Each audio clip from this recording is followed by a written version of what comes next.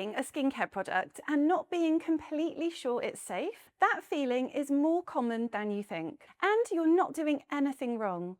The guidance you find online tells you what to add, but not whether it's actually working. Some of you are still trying to pick a preservative.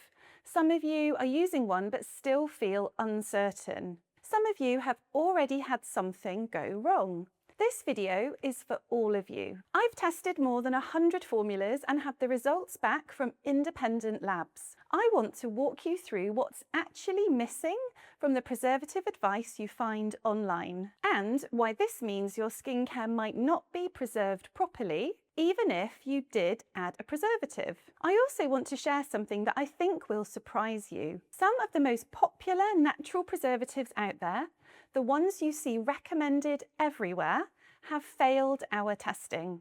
By the end of this, you'll know exactly what's been missing from the guidance you've found and why the uncertainty you've been feeling makes complete sense. Years before I started the School of Natural Skincare, I used a broad spectrum preservative I'd seen recommended online and added it to a toner. But rather than mix into the product, I could see it floating on the surface, not dispersing. I'd followed the guidance, the label said it was water soluble, and it simply wasn't mixing into the product the way it should. What I didn't know then is that some preservatives described as water soluble are not fully soluble in water, which means they can't mix evenly through your formula, which means parts of your product simply aren't preserved. A preservative's job is to prevent bacteria, mold and yeast from growing in a product. So if your product is not preserved properly, you are putting it at risk of contamination and the person using it at risk of skin irritation or infection. Just adding a preservative is not the same as preserving your product properly. You can add a preservative and still have a product that isn't safe, even if you can't see anything wrong with it.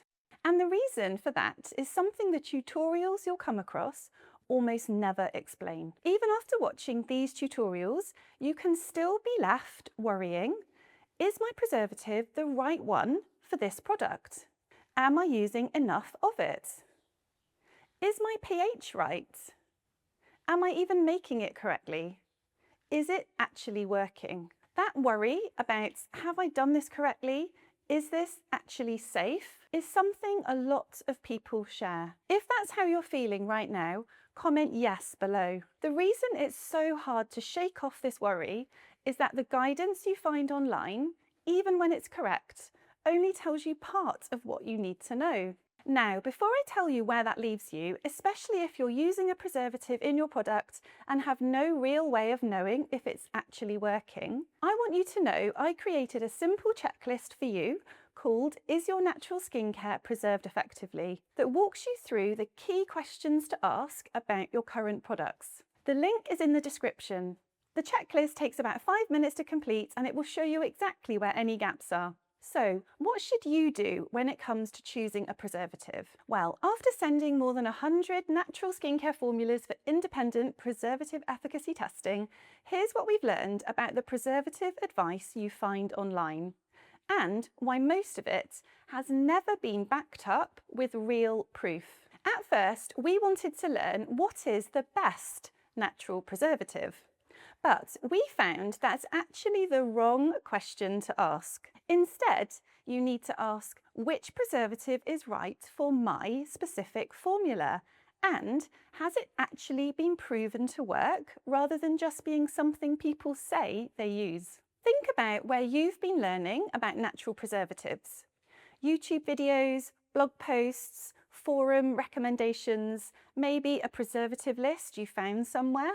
Here is something worth knowing about almost all of those sources. The people creating them, the bloggers, the YouTubers, the recipe authors, recommending specific natural preservatives, the vast majority of them have never sent a single product for preservative efficacy testing. They haven't had their formulas tested in a lab. They're passing on knowledge they've read, things they've heard, recommendations they've been given, often from other creators who also haven't tested anything.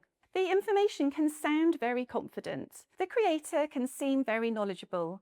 They have good intentions and are genuinely trying to help, but they don't have real evidence that what they're recommending actually works. When you hear enough people saying the same things, it can feel like those things must be right. But what you're actually hearing is the same untested information repeated in different voices. And this is why the most natural sounding preservatives are often the least reliable ones. People often reach for preservatives made from natural ingredients like radish root, lactobacillus ferments, and coconut-derived options specifically because they sound more natural. And the people recommending them have good intentions. But many of these simply don't work the way people say they do. Not because they're bad ingredients, because no one recommending them online has tested them in real products, so nobody actually knows. And people keep recommending them, putting other people's products at risk. Now, the fact that the preservatives are natural isn't the problem. The lack of testing is the problem.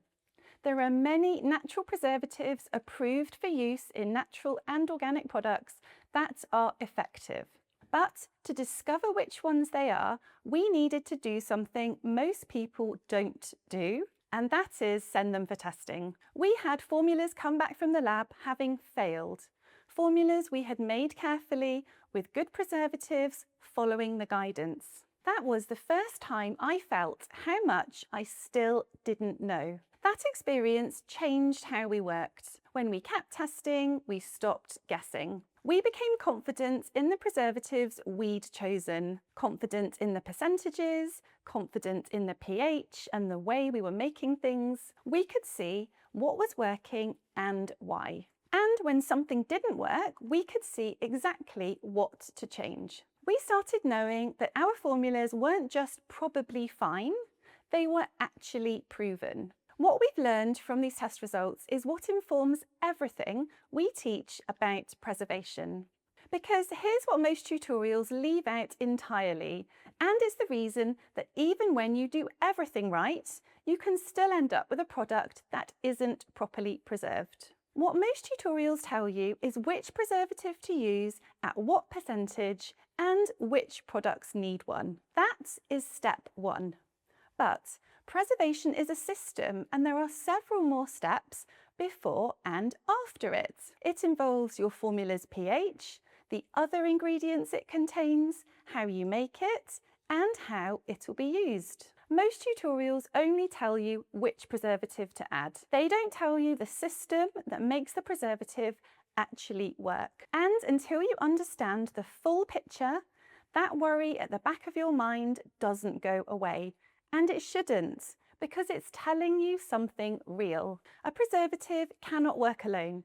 It can only do its job if everything around it is set up correctly. So, is what you're making right now actually safe or just probably safe? Do you know the difference between a product that needs a preservative and one that doesn't? And if you've already added one, do you know whether it's working in your specific formula? Now, I want to walk you through exactly which of your products actually need a preservative and which ones don't, including the ones most people get wrong. Watch the video on your screen right now.